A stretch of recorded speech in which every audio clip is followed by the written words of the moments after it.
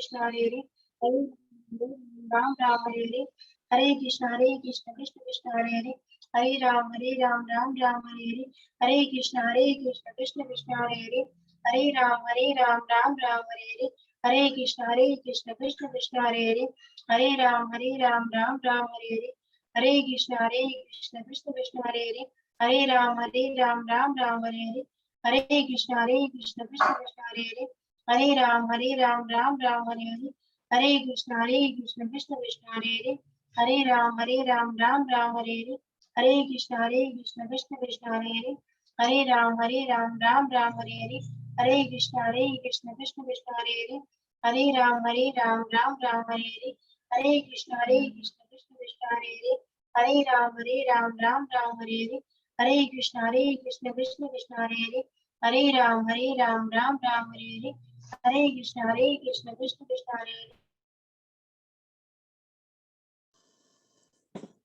Hare Krishna. Thank you so much for participating in morning Japa session. Now it's time for today's transcendental quote by Srila Prabhupada. So today is April 12th and today's quote is, by prasadam distribution, you will do service to the Lord and the public will be pleased upon you as well. Gradually increase the number of guests and don't deny anyone. Continue in this way. Whatever is there, distribute equally. It may not be very sumptuous, but no one should be denied equal portion. Letter to Giriraj, April 12, 1972. Hindi में अनुवाद है, प्रसाद वितरण में तुम भगवान की प्रसाद वितरण से तुम भगवान की सेवा करोगे और लोग भी तुमसे प्रसन्न होंगे। धीरे धीरे अतिथियों की संख्या बढ़ाओ और किसी को मना मत करो। इस प्रकार कार्य को जारी रखो। जो भी उपलब्ध हो उसे समान रूप से वितरित करो, चाहे वह बहुत अधिक ना भी हो, किंतु किसी को मना मत करो। गिरिराज को पत्र 12 अप्रैल 1972। भक्तिवेदांत स्वामी श्रीला प्रभुपाद की जय। Hare Krishna. Now requesting His Grace Giridhar Sevak Prabhuji to throw some light on today's quote. Hare Krishna. हरे कृष्ण जी। तो प्रभुपाद यहाँ पे बता रहे हैं कि प्रसाद वितरण से सेवा करने के लिए, जैसे कि प्रभुपाद हम लोग भी प्रचार करने के लिए जो ना खिचड़ी बांटते हैं, या फिर इस्कॉन में हम देखेंगे कि प्रसाद का बहुत ज्यादा महत्व दिया गया है। कि प्रभुपाद का कहना है कि जो है ना, अगर हम प्रसाद जो है किसी को देते हैं तो व्यक्ति का हृदय प्योर होता है। भगवान जो है ना प्रसाद के रूप में जो है ना उसका हृदय प्योर करते हैं। और प्रसाद बांटने के लिए प्रभुपाद बताते हैं कि किसी को भी मना नहीं करना चाहिए। जैसे हम लोग कभी प्रसाद डिस्ट्रीब्यूशन करते हैं तो ये नहीं देखते हैं कि कौन किस जाति का है, कौन किस धर्म का है, कौन कहाँ से आया है, कौन काला है, कौन गोरा है। हम लोग सभी को प्रसाद देते हैं। और अगर थोड़ा है तो हम सब थोड़ा थोड़ा देते हैं, ज्यादा है तो ज्यादा देते हैं, लेकिन सभी को देते हैं। क्योंकि प्रभुपाद जानते हैं कि प्रसाद पा करके बड़े बड़े नास्तिक भी जो है सुधरते हैं। जैसे हम देखेंगे कि अमेरिका के अमेजोन जंगल में उस इंद्रद्युम्न स्वामी महाराज ने भी जो है ना अंदर जा करके आदिवासी लोगों को भी प्रसाद दे करके चेंज किया है। तो जो ना प्रसाद के अंदर बहुत पावर है, इसलिए हमें कभी भी सबसे पहले बड़ी बात बता रहे हैं कि यहाँ पर हमेशा हमें भोग लगा के खाना चाहिए। हमें स्वयं प्रसाद पाना चाहिए और हमें आसपास के लोगों को प्रसाद बांटना चाहिए, ताकि प्रसाद से जो है ना प्रचार भी हो सकता है। यहाँ पे प्रभुपाद प्रसाद के लेकर काफी बड़ा महत्व बता रहे हैं। थैंक यू प्रभु।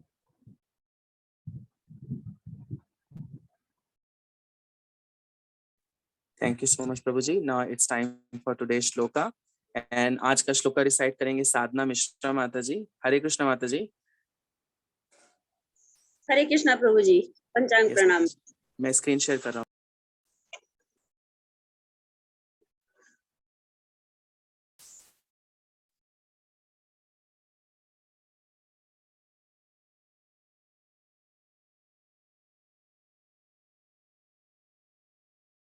हरे कृष्णा प्रभु जी।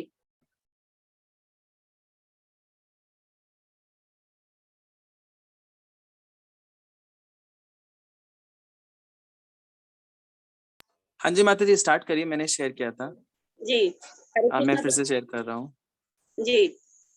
जय। शिला प्रभुपाद की जय। भगवत गीता यथारूप की जय। मया दक्षिण प्रकृति श्रूयते सचराचरन् सचराचरन् हेतुन अनेन कौन्तेय जगत विपरिवर्तते। मया दक्षिण प्रकृति श्रूयते सचराचरम् हेतुन अनेन कौन्तेय जगत विपरिवर्तते। मया दक्षिण प्रकृति श्रूयते सचराचरम् हेतुन अनेन कौन्तेय जगत विपरिवर्तते। अर्थ, हे कुंती पुत्र, यह भौतिक प्रकृति मेरी शक्तियों में से एक है और मेरी अध्यक्षता में कार्य करती है, जिससे सारे चर तथा अचर प्राणी उत्पन्न होते हैं। इसके शासन में जो है यह जगत बारंबार सृजित और विनष्ट होता रहता है। Thank you so much, Thank you so much, Mataji. Srila Prabhupada की जय। भगवत गीता यथारूप की जय। हरे कृष्ण प्रभु जी। हरे कृष्ण। तो ये जो है ना भगवत गीता का 9.10 श्लोका है। तो भगवान बता रहे हैं यह भौतिक प्रकृति मेरी शक्तियों में से एक है। मतलब भगवान की बहुत सारी शक्तियां हैं, लेकिन जो है ना जो प्रकृति है, प्रकृति भी भगवान का एक पावर है, जिससे भगवान भौतिक जगत पे कंट्रोल करते हैं। बताते हैं कि यह मेरी अध्यक्षता में कार्य करती है, जिससे सारे चर तथा अचर प्राणी उत्पन्न होते हैं। इसके शासन में यह भौतिक जगत बारंबार सृजित और विनष्ट होता रहता है।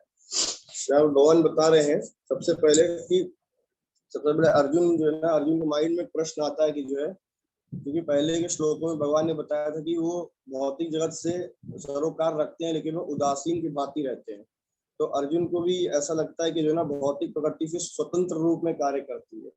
और अर्जुन के माइंड में नहीं, बहुत सारे लोगों के माइंड में प्रश्न आता है, जैसे हमारे वैज्ञानिक हो गए, हमारे साइंटिस्ट हो गए, लोग भी सोचते हैं ना कि भौतिक प्रकृति ही सब कुछ कर रही है।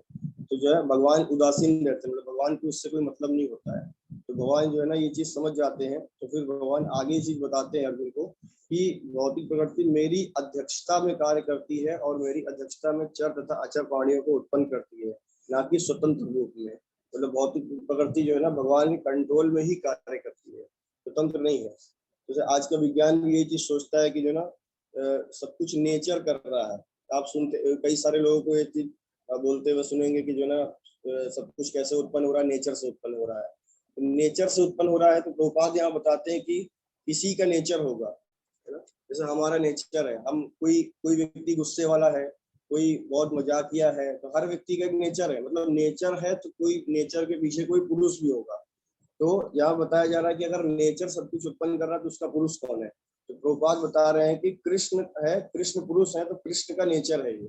तो नेचर से ही सब कुछ उत्पन्न हो रहा है, ये ठीक है, लेकिन नेचर स्वतंत्र रूप में कार्य नहीं कर सकता है।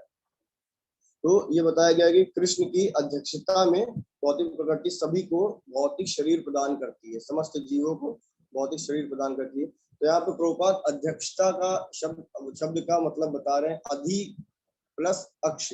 मतलब कि अधि का मतलब है नेत्र, और अक्ष का मतलब उसके नीचे। जैसे अध्यक्ष मतलब है कोई से टेम्पल का अध्यक्ष है, तो उसके नेत्रों के नीचे सारे कार्य होते हैं, उसके अंडर कंट्रोल में सारे कार्य होते हैं।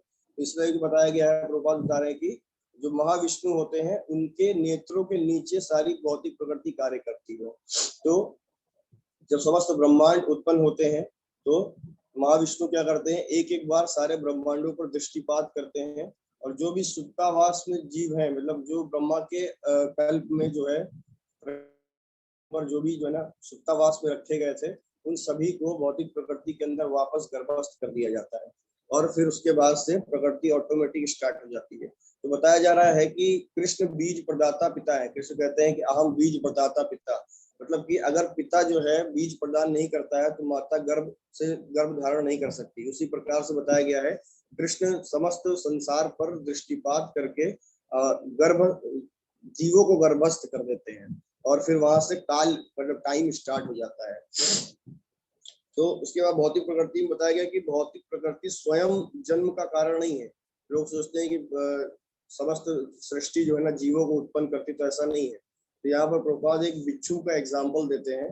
जैसे कि हम देखते हैं कि जो मादा बिच्छू होती है वो धान के भूसे में जो है ना अपने बच्चों को रखती है, मतलब अंडों को रखती है, और जो है ना उसके अंडे जब वहां से जो है ना फूटते हैं तो बच्चे निकलते हैं।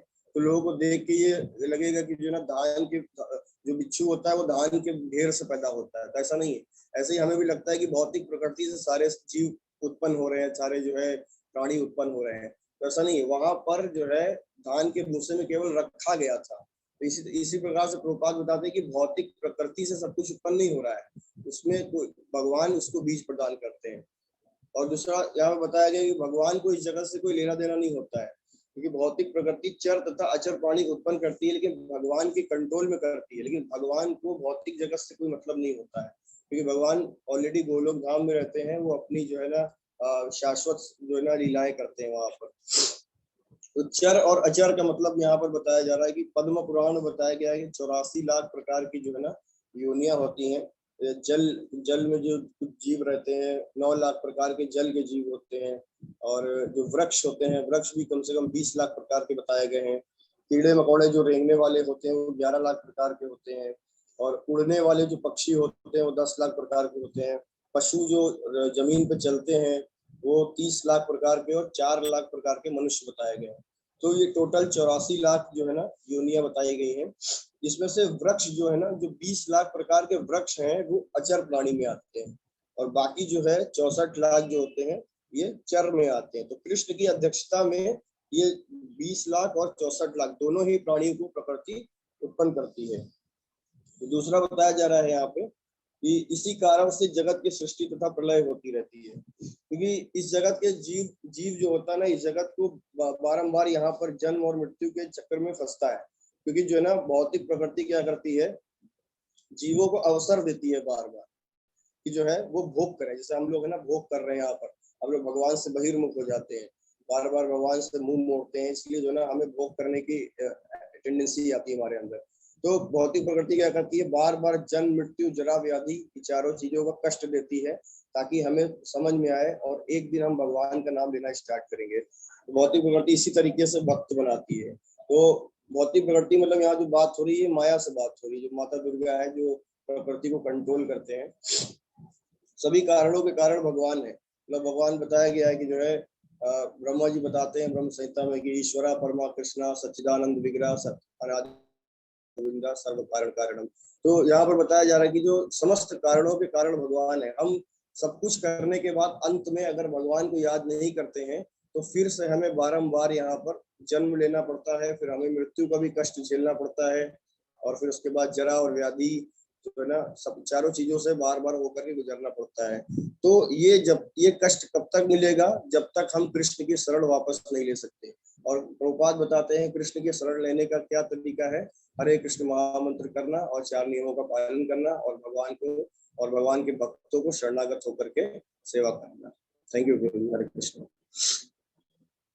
Thank you so much, Prabhuji. Now it's time for the announcement of next shloka. So next shloka will be 9.10 and 9.10 recite करेंगे आरती सरन माता जी। हरे कृष्ण माता जी, अनम्यूट करके कंफर्म कर दीजिए। आरती सरन माता जी। हरे कृष्ण प्रभु जी। ओके माता जी, कल का श्लोका रेसिटेशन करोगे आप? जी प्रभु जी। ओके, नेक्स्ट आता है कल का जपा अनाउंस करने का। सो कल का जपा कराएंगे लक्ष्मी कुमार प्रभु जी। यस